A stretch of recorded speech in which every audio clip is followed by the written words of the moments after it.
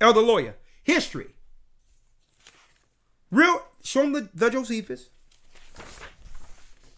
The Josephus, even though I have an older version from 1816 right here, that I got some stuff in here you're not going to believe. It's not in the book that Elder Lawya has right here. They've taken a lot of stuff out. But anyway, let's go into the desolation out of the book of Josephus to give people an account of what happened back then. Okay, by the hands of the Romans against black Israelites, black Jews. All right, where are you, Elder Lawya? War of the Jews, Volume 6. As a matter of fact, let's go to Volume 5, the 12th part in the first verse, where Titus and Vespasian builds a wall. Build a wall. Let's read it. Wars of the Jews, Book 5, Chapter 12, Paragraph 1. Read. And now did Titus consult with his commanders what was to be done. What was to be done. Read. Those that were of the warmest tempers thought he should bring the whole army against the city and storm the wall. So the first plan was to have the military go in all together and storm our people who were in Jerusalem. Read. For that as yet no more than a part of their army had fought with the Jews, but that if the entire army was to come at once, they would not be able to sustain their attacks, but would be overwhelmed by their darts. See, but they couldn't overcome us at that time because we in Masada had the high ground. So if the army tried to come against us, we would have rallied together for self-preservation and destroyed them. See, this is why Esau had to do divide and conquer first. Here in the Americas, they had to separate the woman from the man, the family, and move us in the corporate world so that we don't know what it is to build within ourselves. That's why they had to strategically do that now. Because if we understood that all of us were under attack, we would stop these menial arguments and divisive issues amongst each other and come together knowing that the Roman Empire is at the gate. See, back then, it was no question. See? Read. But of those that were for a more cautious management, some were for the raising of their banks again, and others advised to let the banks alone, but still to lie before the city, to guard against the coming out of the Jews, and against their carrying provisions into the city, so to leave the enemy to the famine, and this without direct fighting with them. So without directly fighting with them, let's just control their resources. Let's make sure no water and food go into the city. Let's starve them. Folks, you see what's in place right now? Where now it's DoorDash, and they're going to make it where it's almost you're going to be it's going to be fearful to even go to a store or supermarket where you're going to have to order your food and have somebody drop it at the door. That's them controlling your consumption. See, it's systematic now because you have to have a more technological system, being that there's so many people in America or living in a Western world city. But it's the same thing. We must put a system in place where we can cut them off at any time. Food and water. And we have to make it where it's fearful to go outside. Therefore, at any point in times, at any time, in the cover of the night, we can begin to extract people. This is what's coming, folks. So I'm showing you the comparisons. The desolation is here. But they're doing it in a sleek way. They're doing it in a way undercover where people can die and they can easily just say, well, they died of this. Oh, it was a heart attack. Oh, it's this. Well, no one knows how they died. Then they can begin to cut off freedoms, you being able to liberally go where you need to go. And then be able to track you even if you go there. It's the same plan of 70 AD on steroids. And no one is telling you this. The masjid isn't telling you this. The Christian church isn't telling you this. That this is a plan to destroy Jerusalem, the people of Jerusalem. The final solution is what this is. Read. It says here, to guard against the coming out of the Jews and against their carrying provisions into the city, and so to leave the enemy to the famine, and without direct fighting with them, for that despair was not to be conquered, especially as to those who were desirous to die by the sword, while a more terrible misery than that is reserved for them. However, Titus did not think it fit for so great an army to lie entirely idle, and that it was yet in vain to fight with those who would be destroyed one by another. He also showed them how impractical it was to cast up any more banks for want of materials, and to guard against the Jews coming out still more impractical, as also that to encompass the whole city round about with his army was not very easy by reason of its magnitude and the difficulty of the situation, and on other accounts, dangerous upon the sallies the Jews might make it out of the city. Go on. For although they might guard the known passages out of the place, yet would they, when they found themselves under the greatest distress, contrive secret passages out, as being well acquainted with all such places. And if any provisions were carried in by stealth, the siege would thereby be longer delayed. Now, did y'all know in America, a new story just came out last week? When now the military is doing it in our communities, Meals on Wheels. You can't make this stuff up. You cannot make this stuff up, folks.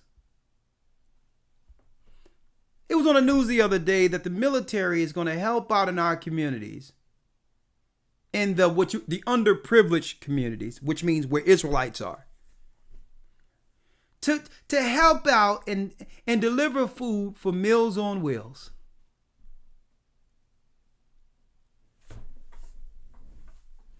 Elder Lawya, hold that and let's get Wars of the Jews 6:1, the miseries of Jerusalem.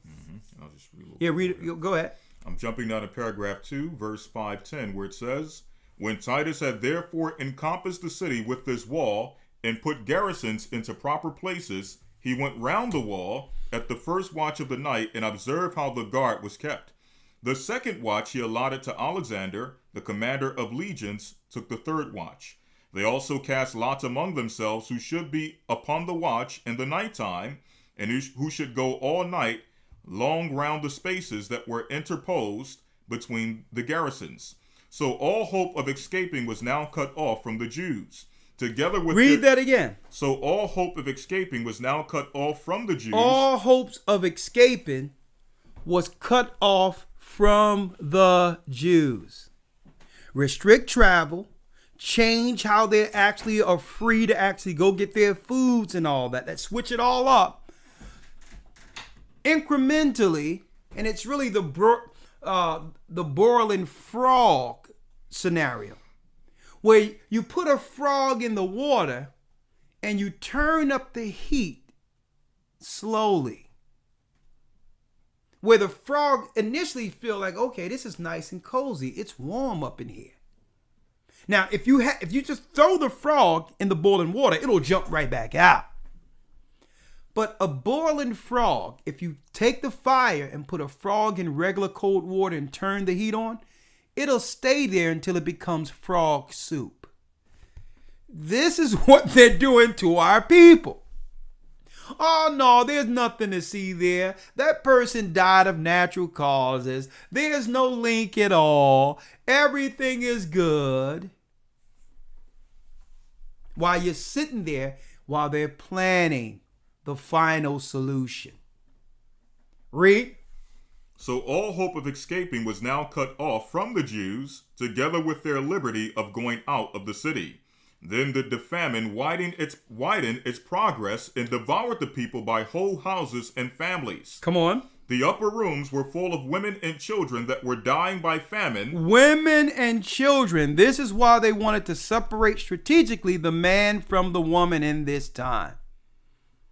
This way, when they come against our people, the majority of the households they'll be controlling will be women and households that are used to not having men there to protect them.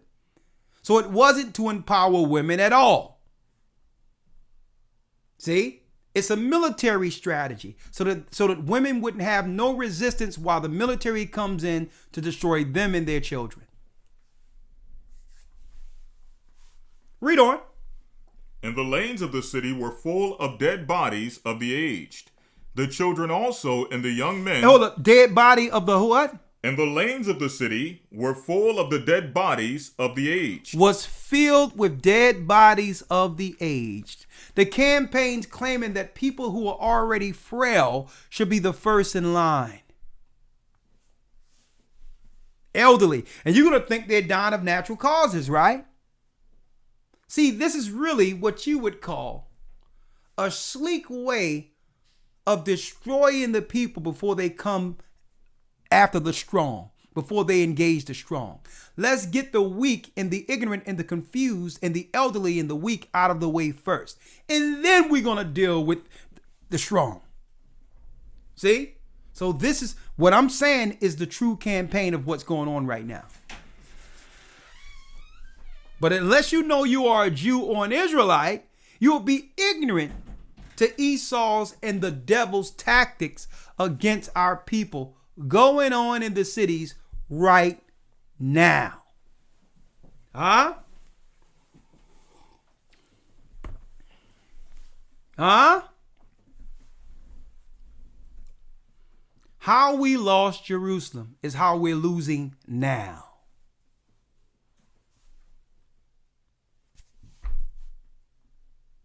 Right?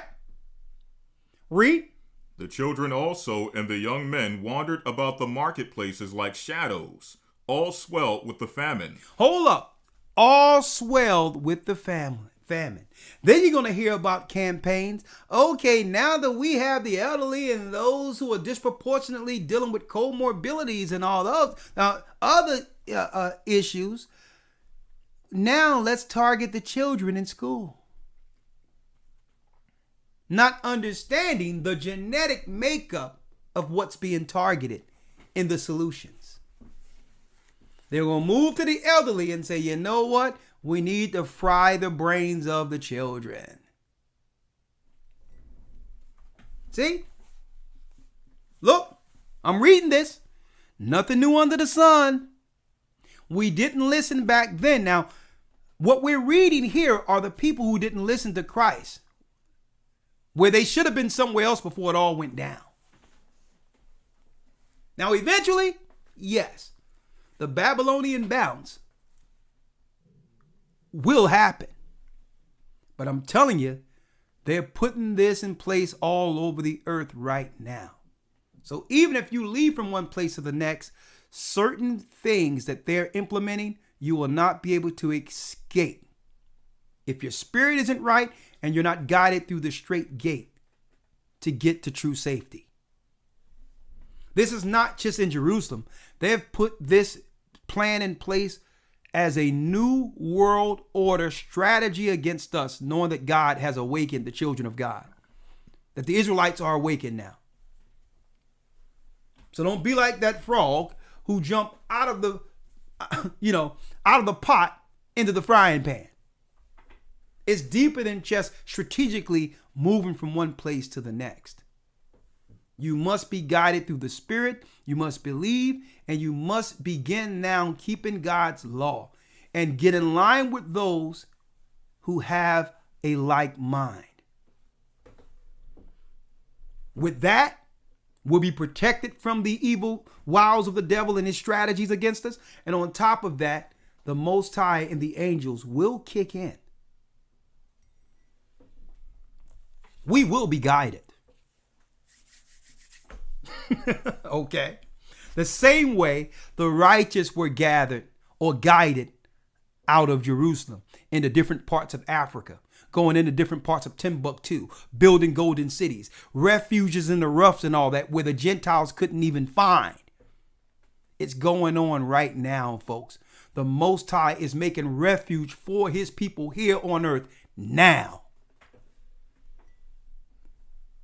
Right now, refuge is being made. It's upon us to do what's right and start implementing the truth with our family so that we're guided together by the Spirit of the Almighty and through Christ. Guess what? No weapons formed against us will ever prosper. Never fear. Fear is Satan's greatest tactics to put us under subjection. You're going to make the wrong decisions through fear. Come on, let's go. But I can mention real quick, that's the key point, as you're mentioning, of following the true way, following the way of Christ.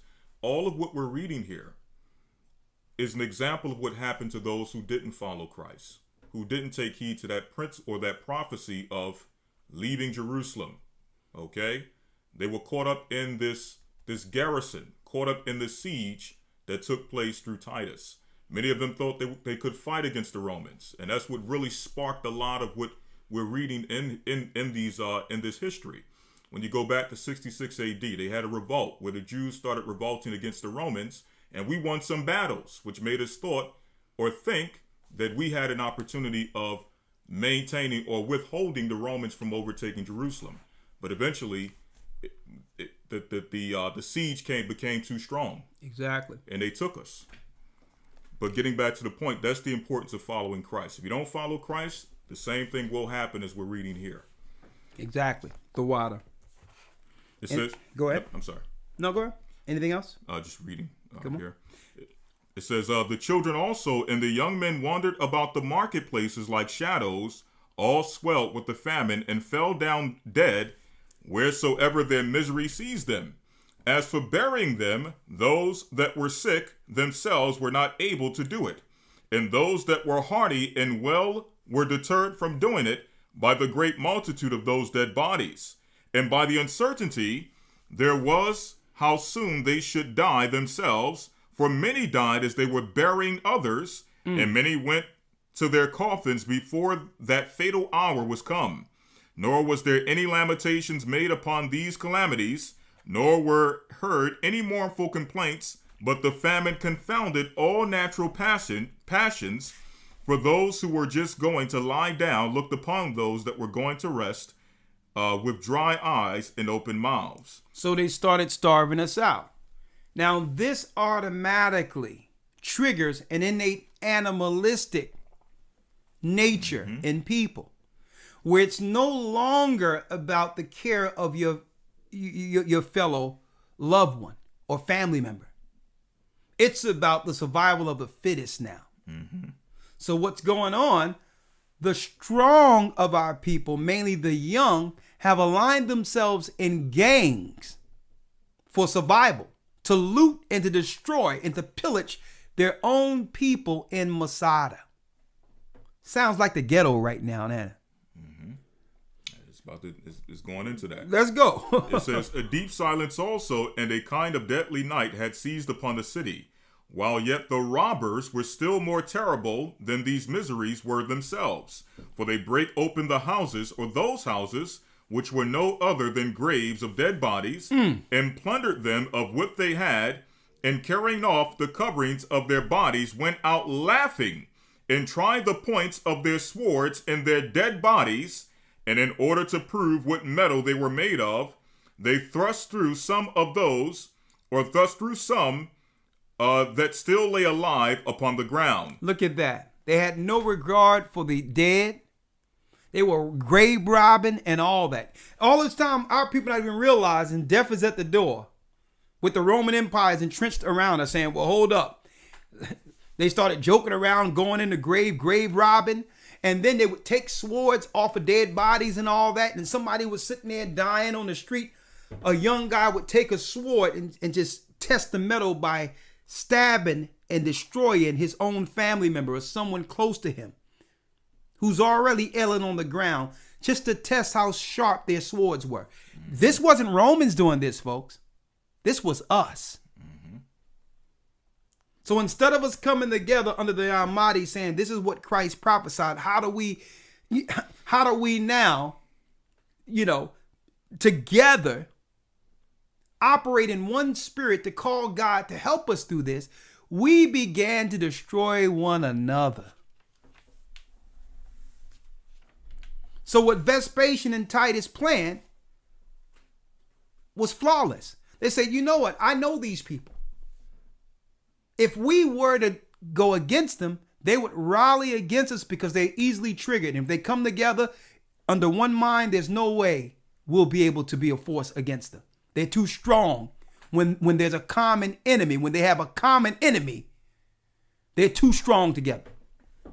But if we sit back and wait and ration how much food comes in, these people will become impatient. They'll become hungry and they'll turn on one another.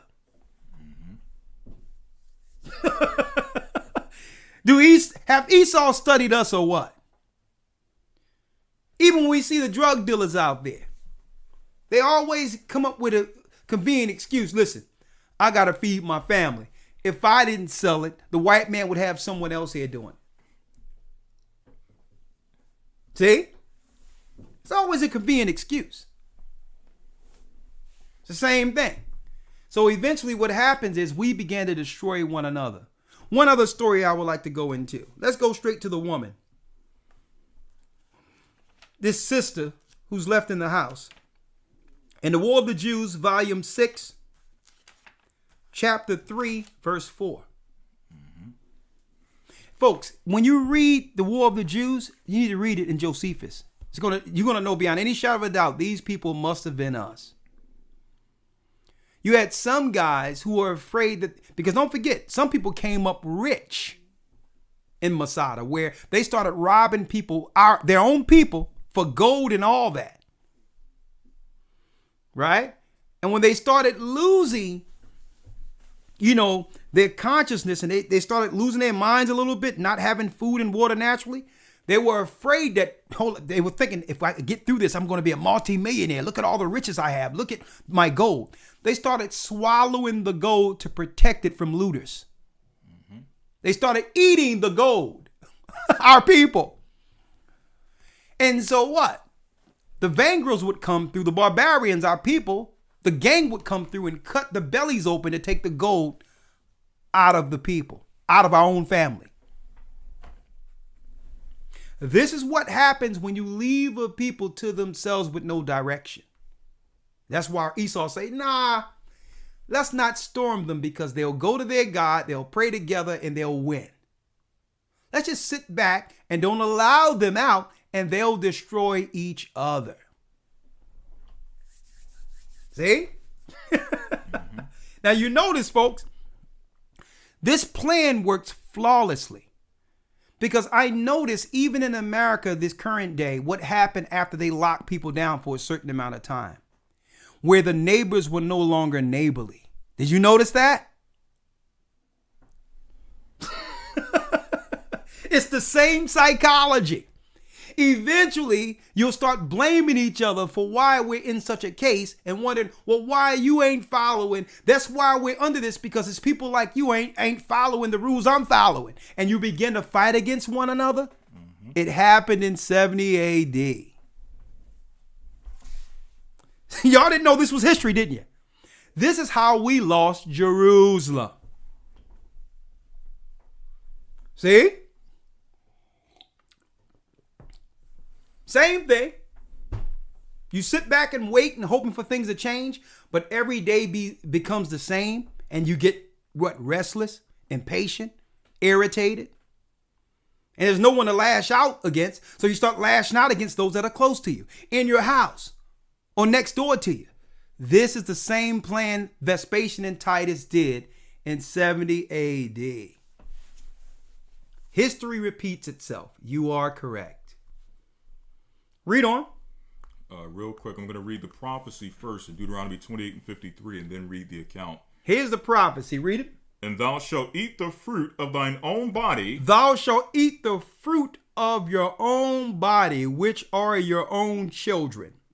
the flesh of thy sons and thy daughters, which the Lord thy God hath given thee in the siege and in straitness, wherewith thine enemies shall distress thee. And your enemies shall distress thee. It says, another curse is, before you fall at Jerusalem, you will eat the fruit of your own bodies. You'll be eating your own children.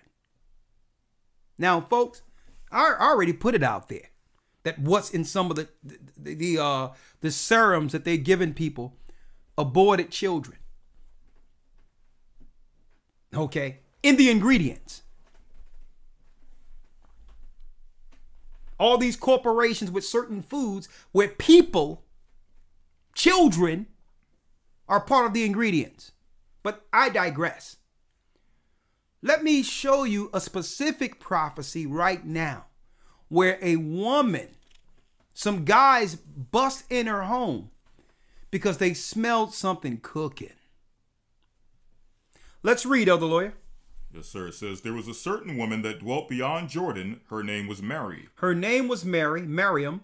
Her father was Eleazar, of the village of Bethazov, which signifies the house of hyssop.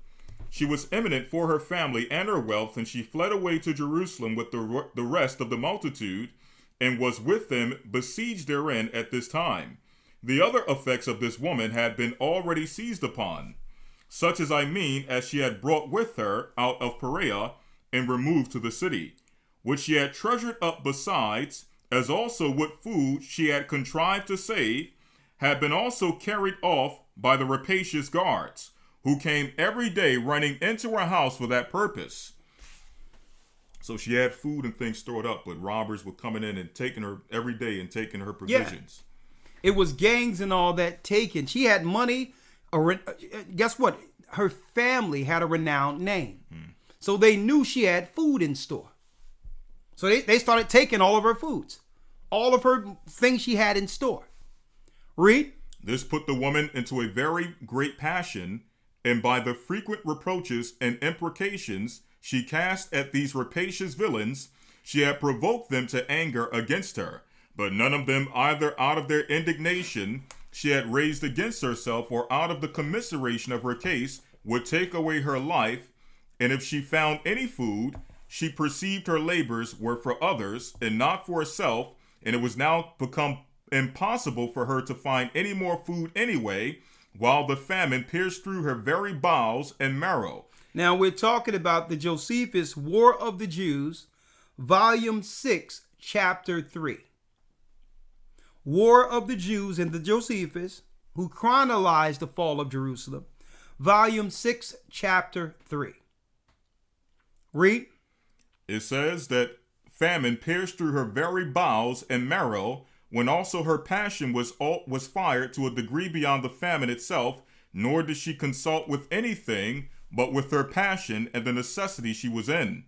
She then attempted a most unnatural thing, and snatching up her son, who was a child suckling at her breast, she said, O you miserable infant, for whom I am preserved, or whom I shall preserve you in this war.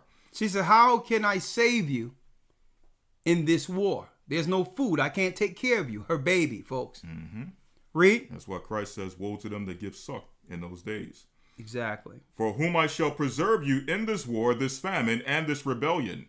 As to the war with the Romans, if they preserve our lives, we must be slaves. He says, if the Romans overtake us, eventually we'll be slaves to the Edomites, the white people. Read. This famine also will destroy us even before that slavery comes upon us. Come on. Yet are these rebellious rogues more terrible than both the other. Come on, be you my food, and be you a fury to these rebellious varlets, and a byword to the world, which is all that is now wanting to complete the calamities of us Jews. As soon as she had said this, she killed her son and roasted him. Listen to what happened to our people. What we're reading here, now this is what you call a true desolation. I don't know what happened, all that stuff, Germany and all that, but it's nothing compared to what I'm reading right here. This is what we should be talking about. What happened here and what happened when we came over here on slave ships. When it comes to systematic oppression against a people, we shouldn't be hearing about anyone's plight over what I'm reading right now. Which means everyone has issues, and I think everyone should take up their issues with who oppressed them. Like the Japanese saying that they were in internment camps. Listen, that's your thing. I don't have nothing to do with that. You deal with the people who did that to you. Something happened over in Germany or whatever. Okay. Hey, I'm not saying it didn't happen. That's between you and Germans. But when it comes to something happening of biblical proportions in this earth, none of these things should be spoken in the same stratosphere as what I'm reading right now and what has happened to our people in captivity. It's outright disrespectful and dismissive. I don't think anyone should go through suffering. I'm not saying that. But I think that if we're going to talk about oppression and destruction of a people on the land, we should actually highlight in America the people who suffered by the hands of those who founded America. And there's no other plight we should be talking about outside of that.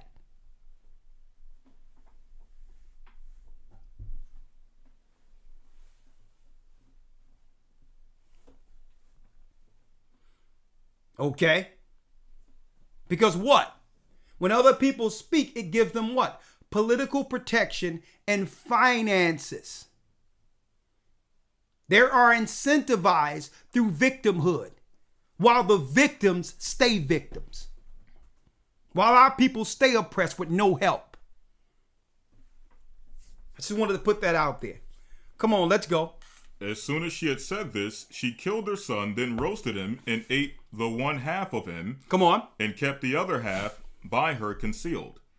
Upon this, the rebellious came in presently, and smelling the horrid scent of this food, they threatened her that they would cut her throat immediately if she did not show them what food she had gotten ready. What food she gotten ready? She seasoned up her own child, her dead child. The gang smelled the food from the outside of the house, or the baby from the outside of the house cooking, and said, "Listen, woman, we know you're cooking. We can smell the food. Hand it over." Read. She replied that she had saved a very fine portion of it for them, and nonetheless uncovered what was left of her son. She uncovered what was left of her own son. And some people may look at this and say, well, oh my God, this is heinous. Well, it's no heinous than this is my body and my choice. And then your baby is being ripped off to be used for science and preservatives and food and everything else. It's just a more clean PR way of what we're reading right here. See? Come on. But they were seized with a horror and amazement of mind, and stood astonished at the sight, when she said to them, "This is my own son, and what has been done was mine own doing." It was my own doing. She killed her own son to do what?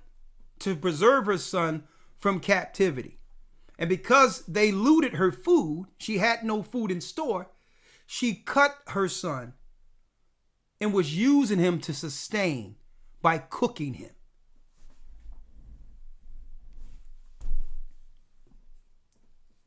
Read on. "This is my own son, what has been done of my own doing. Come eat of this food, for I have eaten of it myself. Do not you pretend to be either more tender than a woman, or more compassionate than a mother. But if you be so scrupulous, and do abominate this my sacrifice, as I have eaten the one half, let the rest be preserved for me also." After which those men went out trembling, being never so much frightened at anything as they were at this. The guys left out there trembling because it was smelling good from the outside until they realized what it took. Looking into this woman's eyes and her explaining how the food got there. they threw up and they like, oh my God, this is the terror that was placed on our people. Okay? Inflicted by what? Policy and a plan by the military to keep resources from our people until they destroy us altogether. Restricting travel, restricting food. Incentivizing divisive political tactics within our communities, knowing that a nation divided against itself cannot stand. Now, I'm going to say this before I end. Are we not in the midst of a desolation right now? And if we are, what are we going to do about it? Are we just going to sit back and let prophecy overtake us? Or are we going to take hold of our lives, get our families together, and order ourselves aright with God's law? The same way our forefathers were warned, which led to the loss of our homeland, Jerusalem, is the same way we're all being warned right now.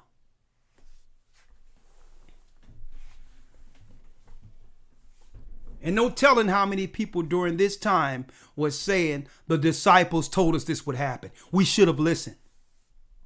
Christ said this would happen. We were in the churches. We were amongst the congregations. We mocked those who was telling us the truth. We thought if we didn't believe it or if we just dismissed it, that the prophecies wouldn't take hold. And now look at us. The Romans, the people of the prince, the people of Satan are doing exactly what the prophet said they would do. And look at us. We're without hope. We are without options. How can we now say, God help us? What, the same God who warned you when you had opportunity? Here we are. Time and chance happens to all men. And brothers and sisters, I'm telling you, it was prophesied that we would be saved out of this if we make right with the time given. Jeremiah 30, Jacob's trouble, and we're going to end it there. And I hope to see you all in the Hebrew and Bible Academy, where we'll take this spiritual fire that's burning right now into tomorrow.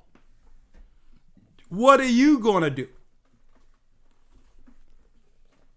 Because I'm about what? Giving what the Most High given me in this truth and understanding, and putting that truth into action. What are you going to do? Let's read it, Elder Lawyer. Jeremiah 30, verse 6. Ask ye now, and see whether a man doeth travail with child. Wherefore do I see every man with his hands on his loins as a woman in travail, and all faces are turned into paleness. Alas, for that day is great, so that none is like it. It is even the time of Jacob's trouble. It's the time of what? Jacob's trouble. This is the time of Jacob's trouble, but what? But he shall be saved out of it. But he shall be saved out of it. There will be no rapture. There will be no rapture. That was a lie, folks.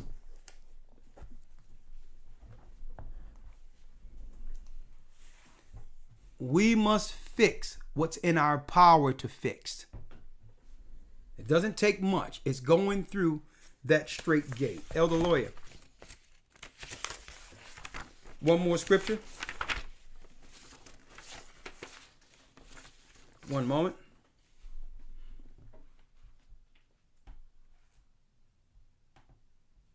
Let's go to Matthew 7. This is Christ. Let's end it with Christ. St. Matthew chapter 7. Verse 12. Verse number 12. Therefore all things whatsoever ye would that men should do to you, do even so to them. That means treat people like you want to be treated. Read. For this is the law and the prophets. Enter ye in at the strait gate. Enter ye in at the strait gate. For wide is the gate, and broad is the way that leadeth to destruction. You're going to find out that wide and broad gate is this world. This world is our test. The law is the path that gets us to our world. I'm going to be breaking that down in the creation of the universe. Folks, we were brought here in a test. The world is a straight gate. This world belongs to Esau right now. You got fire on one side and water on the other, and the law is our path to our promises. We can't go over left or right. We have to stay focused on the Most High. It's a tightrope that only one man can go at a time. And guess what? Only 1 foot on the path can march at a time for one person. That's how narrow our kingdom is. If you listen to what's going on over here or over there, you're going to fall. Read.